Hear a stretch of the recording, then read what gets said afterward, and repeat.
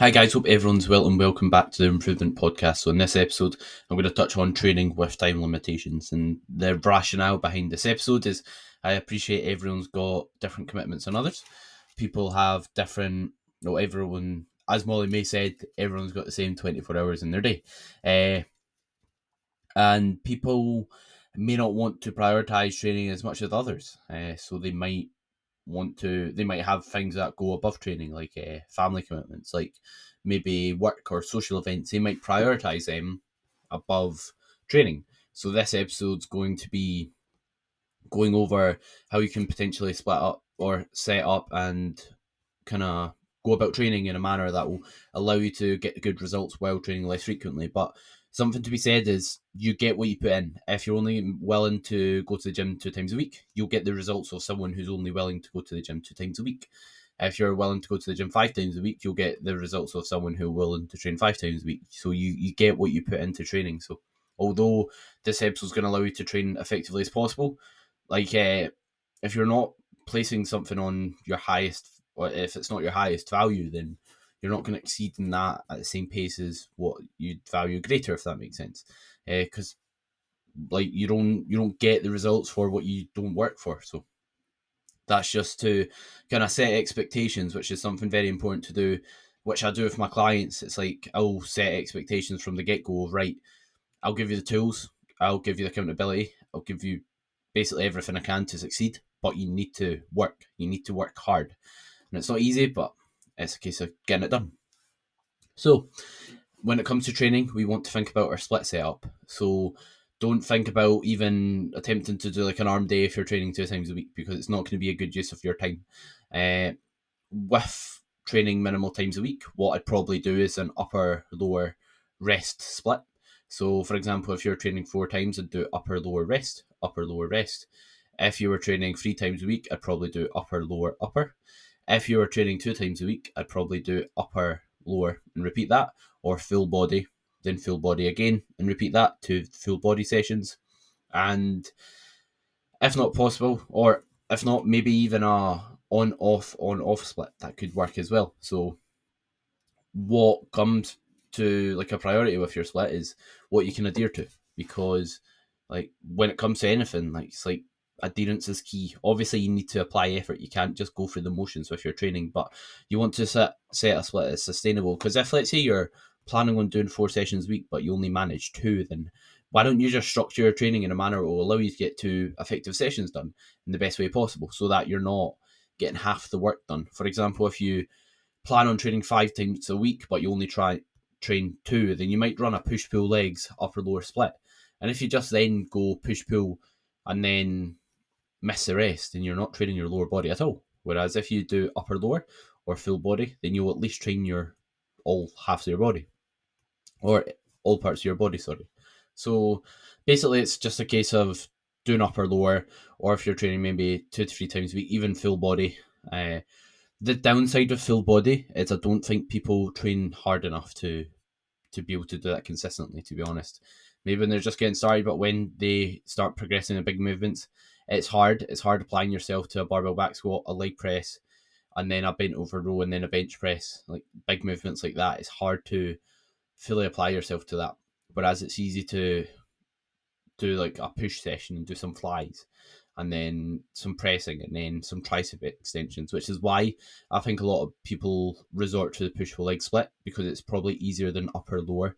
And yeah, so you could do full body, you could do upper lower, and I'll kind of go about how you might want to structure each. So if you are training with, let's say, very or not very frequently, you want very minimal isolation movements. They're not time efficient, so it doesn't make sense to go in the gym and be doing isolation work.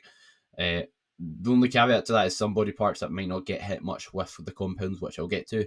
But what I'd say is, like, prioritize big movements, prioritize ones that will help give you the most bang for your buck, because it's like you don't need to think about doing like you shouldn't really be doing like a chest fly if you're only training a couple sets of chest a session and training full body or whatever. The reason being is like you're training just your chest. See if, let's say, if you put like a cuff on and just do like a cuffed fly or cuffed chest press, or if you do, let's say, a chest fly, you're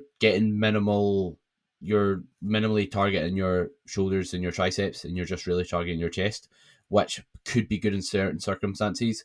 But if you're training very infrequently, then I wouldn't recommend doing it. Where that would be beneficial is if someone's chest was like a great weakness, their shoulders were strong, and then they, let's say, ran a push pull leg split and they had the time to dedicate like time to doing a fly.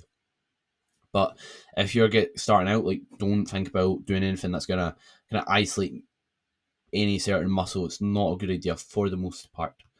And in terms of like structuring your training, so if you are wanting to maybe consider running an upper lower split, what I'd basically perform is, if I was thinking about, right, what's a time efficient and effective session, it would be 3 different presses, 2 pull movements, and then a bicep curl.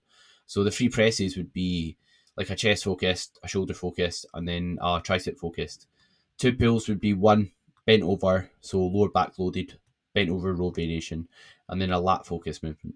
There's a episode on how to target your back if you want to know the difference between doing so. But basically, I'd do, like, for example, a chest movement would maybe be a chest press or a barbell bench press or a dumbbell press. Shoulder focus would be a shoulder press or a high incline Smith machine or high incline dumbbell press. And then a tricep focus would be a dip variation or maybe a close grip Smith machine press. Or a dip machine, or that would go under dip variation, to be fair. Or sometimes, if the machine's set up appropriately to do so, you could even do like a close grip chest press. But most of the time, I'd go with a Smith press or a dip before doing one of them. And then as for the 2 pulls, what I'd probably do is, like I said, 1 bent over, so maybe just a bent over barbell or dumbbell row, then maybe like a lat pull down with like a neutral grip attachment. One where your palms are facing in, that's round about shoulder width, or maybe like a close grip attachment if you don't have that. And in terms of how I'd structure it, what I'd probably do is start with like a shoulder focus. If your chest or shoulders you want to develop more, put whatever one first. For example, if you want to develop your chest first, the greatest, put the chest movement first, follow that by a back movement, usually a bent over row, then do another press, then do like a lat pull down or a lat focus row, and then do your tricep compound. And in that way, you're getting like a break between each body part. So on paper, you can lift more with each body part throughout the whole session because you've got some break in between each exercise. And then I'd do bicep work at the end, which would probably just look like a easy bar cable curl or a D-handle cable curl facing away from the cable, or just a bicep variation. Especially if you're just getting started, there's no need to really complicate this a ton. And doing 2 to 3 sets on the compound movements, and then 3 sets on the bicep curls as well. And with the pulls, maybe more so towards 3 on them, just because you're only doing 2 movements, but probably 2 sets on the pressing movements. And by pressing movements, I just mean anything where you're pressing, which would be like a dip. Well, I just kind of went over what they are. So that's working your pressing musculature. Pulling is going to be working your back and your biceps. And obviously, effort's going to influence our volume requirements. So if you're training ridiculously hard, you're going to require less sets. You're going to require less work to get the same outcome than someone who's going through the motions with their training. As for structure and lower, you could have 1 quad bias session and 1 more hamstring bias session. And that would probably fit well if you're training 4 times a week, so you can hit both in the space of a week. Or if you're training 3 times a week at a push, that could be a not bad idea. And what I'd probably do is, in terms of setting it up, I've got, again, other videos on setting up legs if you want me to dive deeper into it, but I like starting with an adductor machine, maybe like a hamstring curl, and then a squatting pattern, so a squat movement, a leg press, and then from there maybe a split squat or a lunge, a leg extension, and then you could do calves and abs. I'd maybe put the leg extension after the hamstring curl actually. And as for training your hamstrings, similar setup, but what I'd probably do is adductor, hamstring curl variation, a deadlift variation of your choice really. No need to overcomplicate it a ton if you're just getting into it. And then from there, probably like a split squat, and then maybe some more leg pressing in that session. And then from there, calves and abs again. And if you have a lack of time, prioritize the compound movements, put them at the start, and you can maybe put more volume or more sets towards the compound movements. And then as a result, do less isolation movements, and maybe still keep a hamstring curl at the start, just because if you're training your hamstrings not a ton, then it makes sense putting them towards the start where you're going to get a lot from that movement. And in terms of how I would structure full body, so it depends obviously how often you'll be training in a week, of course. Same with the upper lower split, like I said. So that is something to consider. And how I'd potentially structure full body is I'd probably do one where you're starting with your lower movements, and then one when you're starting with your upper movements. And what I'd probably do is, like, for lower body, for full body, sorry, I'd put a hamstring curl, a squat variation, then a deadlift variation, and then from there I'd most likely do like a upper body pull and then an upper body push movement. And then an upper body pull being a row, and then an upper body like chest press or chest focus movement, and then I do a lat focused movement like a pull down or some other variation of a back movement that will target one your lats, the next your upper back, and then after that I'd do a shoulder focused movement, and that will basically, and then after that I'd probably move on to like putting calves at the ends, as well as like training maybe your biceps as well. So something along those lines would be a good place to start. Basically, you're trying to pick a lot of bang for your buck movements that target a lot of body parts, train really hard at them, and progress them over time. And something you can consider is high intensity techniques, which basically allows you to get more done in a shorter period of time, especially if you're not training super frequently. They can be something that will definitely have their place. So something I'd look to maybe do is when you're training your, let's say you're doing, it doesn't matter if you're doing upper or lower or full body, but if you're doing a hamstring curl, for example, what you could do is do once to a rest pause set, which is basically when you do a set and then you rest 20 seconds, you do the set again, you rest 20 seconds, you do the set again. And you don't change the weight you're using in all those sets. What you'll typically find is if, let's say, you're doing 12 to 15 reps the first set, let's say you get 15, what will probably happen is you'll get 8 the second, and then something like 4 the third. And that basically allows you to accumulate a lot of effective reps and get a lot of work done in a short period of time. And something you can also do more on isolation movements and movements when you're in a safe environment is doing drop sets, which is when you drop the weight and repeat another set right after, and partial reps, which is when you basically perform like half reps or even less than that when you can't do full reps, which is something I do like at the end of calves or hamstrings. And if you are training like 2 times a week or 3 times a week, forget the idea of training too hard, especially if you're new to training. It's not something you need to worry about, so don't worry about kind of like, what you should worry about is just doing junk volume. So what to make sure is, when you're a beginner, make sure you're making the absolute most of the training you're doing. Make sure you're training hard as you possibly can with the set you're currently doing.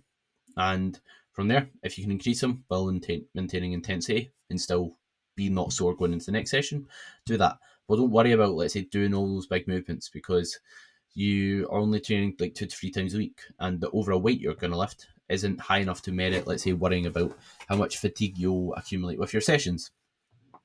So don't really stress about that. And obviously, with, like I said at the start, you're gonna potentially get less results in training 5 times a week, and it's just the simple fact that you're not putting as much time and volume and effort into your training, which is completely fine. It's just setting expectations, like I said. And something else to also consider is, if you are training, let's say, like that amount per week, is when you are training, it's like you might potentially not have as much time to target like your side delts, which is side of your shoulders, and like your rear delts through isolation movements, which is completely fine, because that's obviously during the compound movements you're going to target like the smaller body parts, like your calves to an extent, your side or your shoulders, like your triceps. But it's completely fine if, let's say, you're not doing isolation movements on those exercise or on those body parts. I'd rather see someone just do a lot of compound movements and kind of like trash themselves with them and trying to get stronger and progress that over time. And of course, just like any program, it's good to have like a focus on your form, your execution, and like I said, logging what you get for each for each set, meaning how much reps you got, how much weight you used, and then progressing that over time. The reason why I'm saying do an upper lower split or push pull legs is because on paper I believe that's going to basically give you more progress in splitting your body parts up individually, especially if you're not training frequently.